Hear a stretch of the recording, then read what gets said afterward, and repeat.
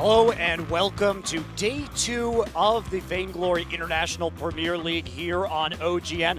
I'm Montecristo. Joining me once again is Valdez, and we have a bit of a different take. We saw a lot of the teams from the World Invitational in the first round, and now we've got a lot of qualifier teams, new teams coming in from Korea. This is a big part of what makes this whole tournament, this new, this invitational, not the invitational, the International Premier League over here, very, exciting to me. All these Korean teams that not a lot of you guys have probably heard much about. They came through the qualifiers, as you said, and we're going to get to see their play styles, a bit of the, Korean meta, see what they've come up with so far. And, that's just very exciting to me. Yeah, and 5 of the 6 teams tonight, we don't know too much about them beyond what they played in the actual qualifiers for this league. And then, of course, we have Hunters, the 4th place finisher from the World Invitational. They are the anchor here, as it were, coming in, and we know a little bit of what to expect from them. But other than that, our first match today, pQq versus Victorious. Now, we know pQq has some experienced players. They actually have made a changeover from their qualifier. Goodbye, now a substitute player, has been replaced by Mauloa at the roamer position. Yeah, it's very interesting. I mean, you got that on this team. You also got that on the other side with Ace replacing Chung. For Team Victorious. Maybe just as these guys got through the qualifiers, they picked up some of those, very high-tier players off the ladder. I'm not really sure how, especially if you look at Ace. I mean, the guy's been playing for 1 month, but he's already up at the top of the ladder. So if you can pick up someone who's just really good at the game and maybe the leader of the team can take more of a captain's role from behind, maybe just, deal with the, just a bit of, setting up the strategy maybe for your team.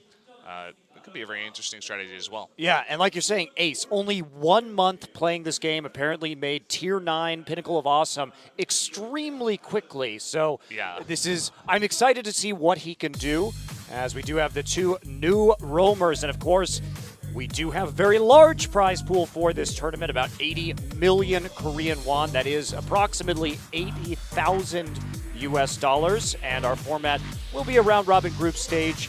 And, of course, a wild card match between the second-place teams for the final spot in the semifinals once we head into that playoff bracket. Yeah. Every game that these guys play is going to be very, very important. So, you want to get out of your group in first place. If not, you want to get into second place to at least keep your hopes alive of getting that last spot to the semifinals. So here we do have groups, Group A, Group B, Group C. We will be seeing the bottom 2 teams from each of these, or actually not on the Group C. Hunters versus Wild will be playing there. But we're seeing the rest of the teams in the league, basically. All the teams that we didn't have play on day 1 will be playing tonight, starting with pQq versus Victorious, following up with BAP versus Beyond, and we will finish with the 4th place finalists in our last tournament here on OGN, Hunters up against Wild. Yeah, Hunters looking fantastic in that Invitational League, but Wild going to look to at least challenge them here. But taking a look now at pQq, we're seeing this a lot from the Korean teams, actually. They do run 4 players, 1 sub. Mauloa there, the 3rd from the left, is their new player. Well, it's really the Korean esports way, right? Yeah. Have a deep bench, maybe make some substitutions as the league goes on, and we're seeing that same thing. Ace stepping up to the plate, taking over from Chung tonight. And can this up-and-coming player, who is very new to this game, hold his own against pQq? Well, he's got a reputation of being a badass. He certainly looks like one in his picture. Very photogenic, it seems. That roaming position, though, is I feel like you have a lot of opportunity to make a lot of plays, and I wouldn't be surprised if Ace is one of those players. All right, well, let's take a look at our teams a little bit closer up. We will be starting with pQq on this side of the arena as we go down their roster. So starting out here, actually we start out with the roamer position, and it should be Mauloa here, who is actually currently a professional model. Yeah, it's an interesting thing about Vainglory, a mobile game. A lot of different people from many different walks of life are picking up this game. Maybe even people that aren't normally gamers, that haven't been into games too much. Mauloa himself, model, as you did mention, and he didn't even play in the qualifiers. We don't have much information on what this guy likes to play. And Rain coming in. And speaking of, we talked a lot about Ace and how fast he's taken to this game. Well, this guy achieved Vainglory after only 3 months of playing this game. And that is quite impressive in and of itself. You have to hit a lot of games to get up to that level, not to mention the skill involved as well. Finally, the laner will be Druid. And these guys, they say that they don't think they're any worse than Gangstars or Invincible Armada. They hold themselves up with the very best that we've seen so far. Yeah, and that's very interesting. Tonight is going to be a big test for them. We are going to put them to the test, Monte Cristo, and we will decide whether or not they are on that level to the best teams that we do have here, and see what they'll be able to do. Of course, on the other side of the arena, we do have Victorious. We'll see if they can live up to their name versus pQq. And we will be starting with their brand new roamer, Ace, on the end here. Seems to like to play Koshka. Not really sure if he's going to play that from the roam position. Not usually a hero you see played in that role, but we'll see what he can do. Yeah, we only have that slight bit of information outside of the fact that he hit that Tier 9 ranked Pinnacle of Awesome in about 1 month of play. So one of the newer players, but maybe he's got experience abroad. He knows what he's doing at least. And here we have Sham Dory, the jungle player for Victorious. And, you know, interestingly enough, he's 32, has a family, he's a web developer. So he's comes a little bit on the older end for gamers that we usually see here, but has a chance to compete. And he says he's going to give his wife all of the money, and hopefully she will give him some allowance. We'll see how that goes for him. And finally, Transcript on the end, the laner who will be going up against Druid from pQq. Likes to play that Vox in the lane. Played Vox and Taka, actually, in the qualifiers for this league. Did quite well on them as well.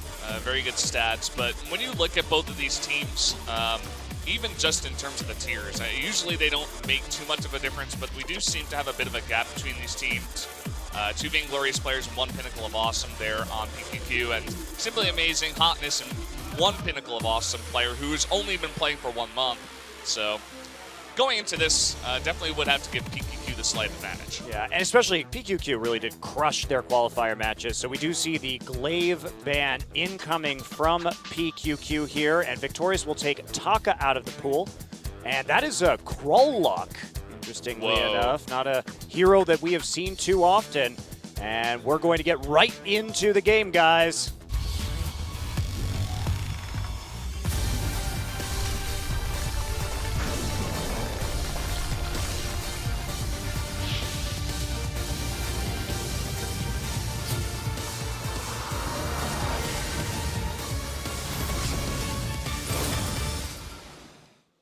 Halcyon Fold has begun. Welcome to the Halcyon Fold. We are in our first match of the night, pQq versus Victorious and Krull. Now we've seen it banned last week, but this will be the first pick that we get on that hero. Quite interesting, of course, very powerful with that attack speed, and we'll just start out with a little bit of jungling, of course. Yeah, extremely interesting. You know, we got some comments that Krull is not too often played outside of Korea, and having it be banned a bunch of times last time, and even this time being picked. So very interesting to see. I'm very interested to see, rather, exactly how these Koreans are going to be playing this hero.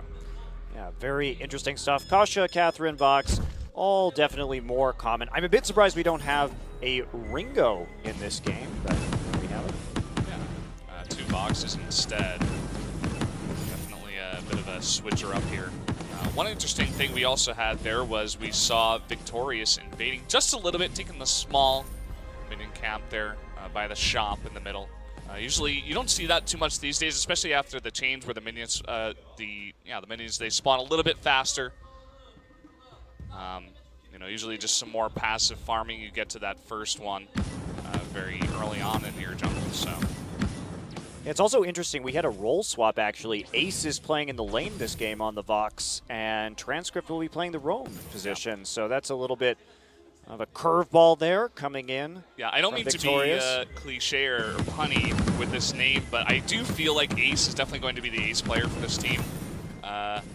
even with his only 1 month of experience, probably the most mechanically sound player on the team, at least from what it looks like from what we've seen so far.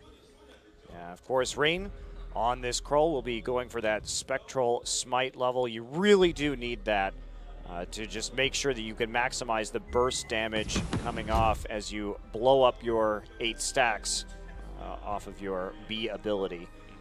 No real action yet. Bit of a slower early game.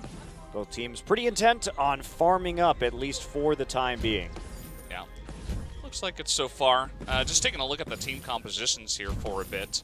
It does seem like it was pQq that banned out Glaive, right? Yes.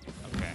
Kind of interesting because the Taka ban was something that I was actually looking towards as something that's kind of a bit off, a bit different. You don't see Taka being banned too often. I was thinking maybe they were going to go for a bit of a healing composition, but anyway, we're going into a bit of a fight here. Yeah, a little bit of attack. It looks like Victorious will back off pretty quickly after pQq gets the drop on them. Maybe they will re-engage right now. Ace coming down from the lane. There's the first scout trap detonated. Victorious not going to be able to take this fight. Shamdori already chunked out of that engage. And, you know, taking a look at Victorious, look at the single target stuns they have. Coming in off of the Koshka ultimate, coming in off of the Merciless Pursuit from Catherine. So it's going to be a big setup, and that's going to allow Ace to get a lot of auto attacks off. And it's so important that that Vox as a hero gets many of those autos off in a team fight. You build for that attack speed and the crystal power to amp your auto damage, as that's what his perk ability is. Yeah. Gives him that bit of crystal scaling. And the other part of that is that you can really set up that wait for it ultimate ability out of the Vox there being played by Ace. You get one stun from the Koshka, you get Catherine jumping in there as well with their A ability. You can just line it up, get a bunch of people silenced, at least one person silenced, and you can really lock down one hero, maybe two, over the course of a team fight. So it's going to be interesting to see how they play out that composition. Mining has begun. And the player to stop that is, I think, is really going to be Malo on pQq. He's got to hit that big Verse of Judgment and get the stun off to stop the stun lock coming in from Victorious. Yeah. But even so, that's going to be very hard to pull off with the amount of stuns that Victorious is running.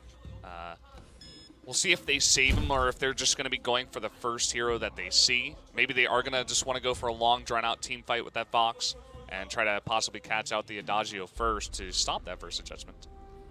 We do see a gold lead opening up early for pQq. A lot of it based on the farming of Druid. He has acquired a nice CS advantage in the lane. Ace has been doing a little bit more roaming, but it just hasn't resulted really in much of anything. Roaming down to the shop and not being able to pick up any kills or really even get any counter jungling done past that 50-yard line. Yeah, and outside of that, you see Rain just getting a bit more of a lead there on Shamdori. Maybe just a bit more effective farming in the jungle, less counter jungling, less invading into the other side. We do have the gold miner spawned here, getting near that halfway point. This is an interesting build on Koshka, actually, that Shamdori is going for. Usually we see a Fountain of Renewal rushed pretty quickly, but this time around going for a lot of cooldown acceleration and the reflex block, so not going to have that nice team-wide heal over time. Victoria's looking to get a little bit aggressive right here. Maloa will be caught out by the stun from Catherine, but will this be turned around? They're going to fight in the brush right now. See Maloa going in there, and Rain trying to dive onto Ace in the backline. Shamdori already low. Shamdori will fall. Transcript. He's going to try and get away with that Merciless Pursuit. And can he get out of this one? Looks like that Dead Man's Rush not going to be up for Krull, and pQq will just turn on to the gold miner. Yeah, that was a very unfortunate invade there for Victorious. They were looking for a fight, but as they did it, level 6 hit for both Krull and Vox on pQq's side. So all the ultimate abilities lining up, kind of getting caught out there before they even hit 6 on any of their heroes. And, you know, once pQq was able to get that initial advantage, the wait for it lining up, I think, on 2 heroes there, it was just all over in that team fight. Well, everybody backing off right now. pQq happy with the rather substantial gold lead that they have developed so far. Ace may be feeling a little bit of pressure. He goes back and gets a Crystal Infusion at this point in the game. I think he realizes how far behind he is when it comes to Druid's items, so he wants that temporary spike to his crystal power for this for these fights that may happen in the next minute or so as Victorious looks to take away this gold miner once it fills up at 8 minutes. Yeah. Notice how he's not going to activate it just yet. Just waiting, keeping it in his inventory for now. Just waiting until those fights do occur, as you did mention. Transfer coming in here, trying to clear up those scout lines here, but getting slowed. Going to take a bit of damage before the fight starts. We do see Druid picking up an infusion of his own right now. Shiver Steel already grabbed for Rain, and that's just such a useful item on Kroll because you have to keep people slowed and within your auto attack range. Otherwise, you really are not going to deal much damage. You're looking to get the stacks and then blow them all up at once you hit the Spectral Smite. Yeah. You're essentially useless unless you can get into melee range. That's also part of what Adagio is going to be very useful for in these team fights. If you can get a slowdown for that Kroll. Uh-oh, look at this. He's going deep. He's going to get it. Wait for it used right there. Even though it was delayed, we do see that Ace can't get out of the line of fire before the ult powers on through, and that's going to mean a nice gold collection here. Yeah, and think about how unfortunate that is as well. Ace did use his Crystal Infusion. Oh boy, Reflex Block gonna stop that stun, and Drew gets away easily. Nothing going right so far for Victorious. Difficult to use that ult on a gank so early on. I don't know if that was the best target right there. Of course, they did go for the one hero on pQq side that had a Reflex Block, which will stop any incoming crowd control. Would have loved to see them maybe try to force a fight and use that on either Adagio as he tries to ult, or maybe on Kroll. Kroll, if you can just go in a straight-up fight, you have so much sustainability if you do not get stunned, which is also why I really did initially like the team composition of Victorious, but so far not playing it out as well as I would like them to. Yeah, it's just not happening. They're going to catch Druid, but Druid trying to kite this one out right now. Catherine ult already used. Druid just dashing backwards, and now everyone getting in that brush. It's like Druid will be able to get out of the Shamdori, just can't catch up to the Vox, and Druid will help find an easy kill. Ace gets the Spectral Smite, bursted down to nearly nothing. Rain going to grab it in the end, and now Transcript surrounded inside the enemy jungle. And Gift of Fire already down on him. He will fall eventually. And, you know, Maloa really hasn't even had to use that Burst of Judgment yet. No, I mean, that was just a very broken team fight as well. Shandori chasing for so long onto Druid, onto Vox, who has... He can run away from you forever. He can just Sonic Zoom away so many different times, and having the Adagio there to help out as well with the heals. And, yeah, just... as I said before, nothing really going right here for Victorious. I think they're getting a little bit flustered here in this game. Yeah, maybe a little bit of nerves here on stage for their first time, but pQq holding solid, and this is just an absolutely crushing performance for them so far. Now they're starting to zone out Victorious out of their own jungle, and this is where the real big snowball can begin. Playing aggressively, and there's the Burst of Judgment. Gets one stun as Transcript stays in the radius, trying to get him down right now. And will they actually finish off this kill? Yes, they will. Druid, with the wait for it ultimate, does get the hit. And they timed that very well. You'll notice they decided to play aggressively right when that gold miner was hitting 100%. They got the big payout. They got the kill. Are they going to pay for it? Ult will not kill Druid, but the Sonic Zoom double auto will. Nicely done there. Securing that kill, but it looks like he will be able to pay for this with his life. No way to get away from these two.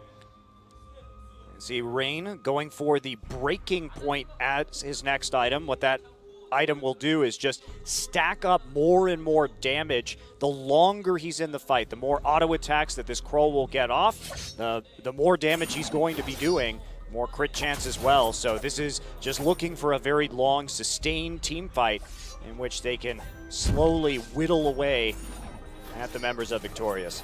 Yeah, notice how he also picks up a kinetic shield pretty early on in this game. He's going against a ton of crystal damage out of the side of Victorious. So just having that one item and then going into just that straight up damage, sustainability in those long fights as we were talking about, Kroll is going to be so hard to deal with for Victorious, especially when they're this far behind. Yeah, absolutely. And it's like Victorious looking to check that tri-brush. They don't find what they want to find.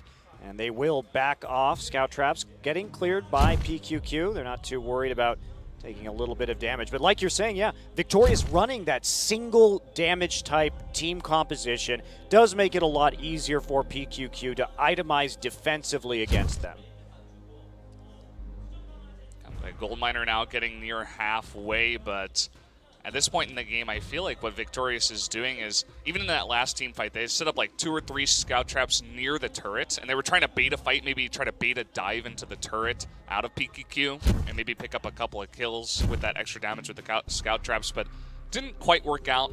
And after that, they're playing very, very passive, just trying to farm a couple of minions in the jungle and just get the wave as it runs into their turret, and that's about it. Well, you can see pQq taking some early minion miners here. We don't typically see, unless it's a very large lead like this one, those minion miners taken quite so early in the game, but pQq is just dialing up that pressure. They want to just maintain control over the minion wave as we see Maloa go in right now. There's one stack, but just the damage coming in off of Druid.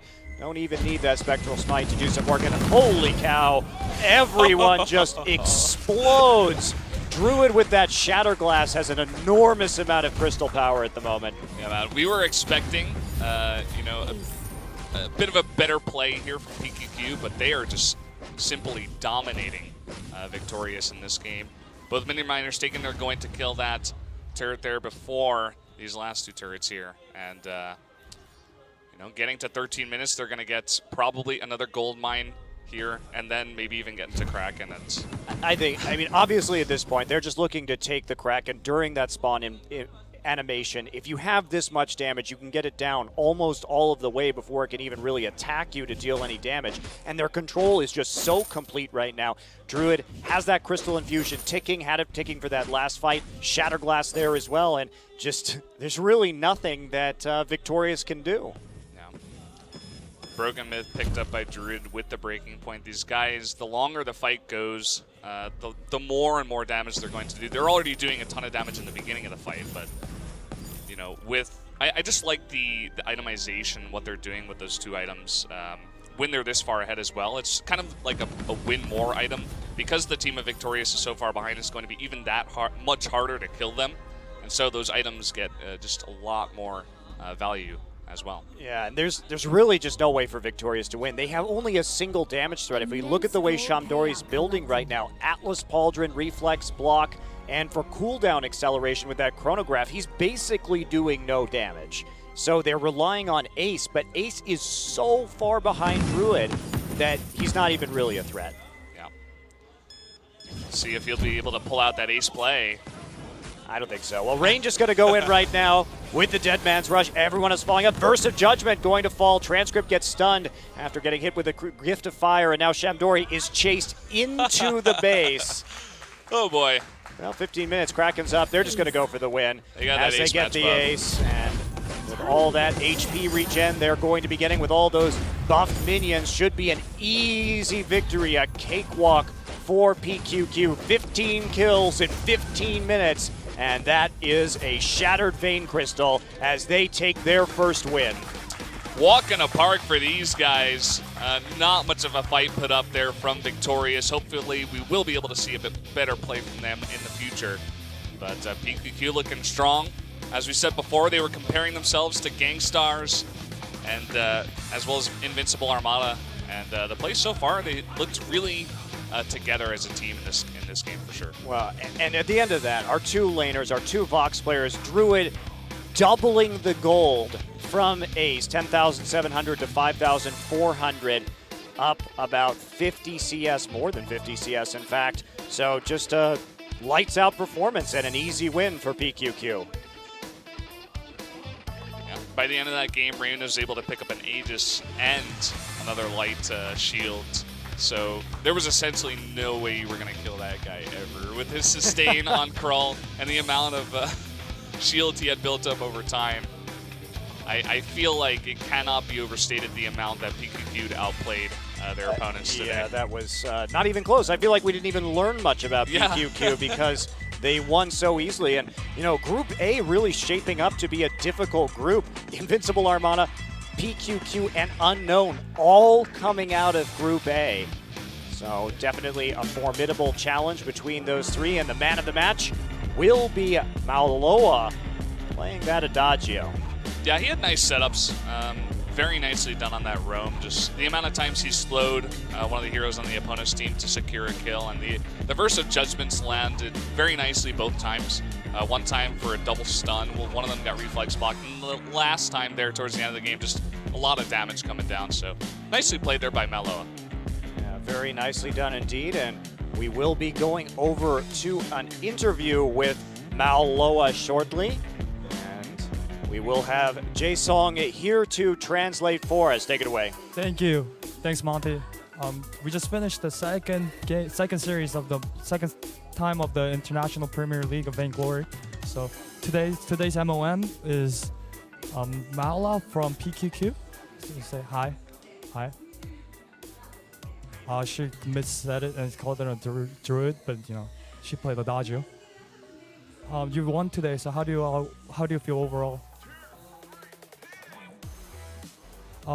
He's glad that his teammates play very well. We saw like a very one-sided match, a crushing defeat for the other team. And how do you guys feel about that? And then he's saying we played very well, and then we played a very fast-paced game. So that's how we got the victory. pQq will be is in the same group as Phobia and was it Unknown. So like, how do you guys feel about being in one of the strongest groups?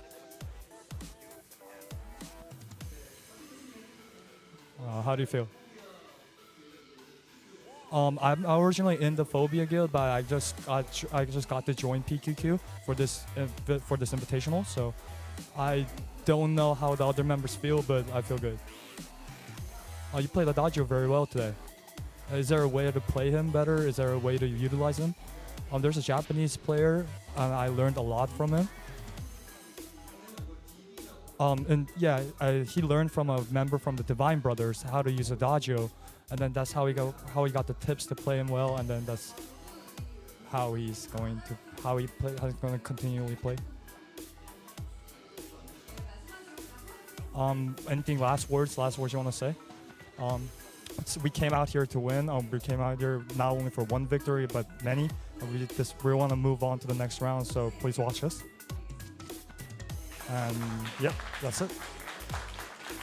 Thank you, Jae-sung, and interesting words from Mauloa here. And we are going to move into our next match pretty soon. Will be between Beyond and VAP. Beyond, an interesting team. Likes to run that Celeste in the jungle. We'll see what we can learn from them and their Crystal Power comps in just a couple.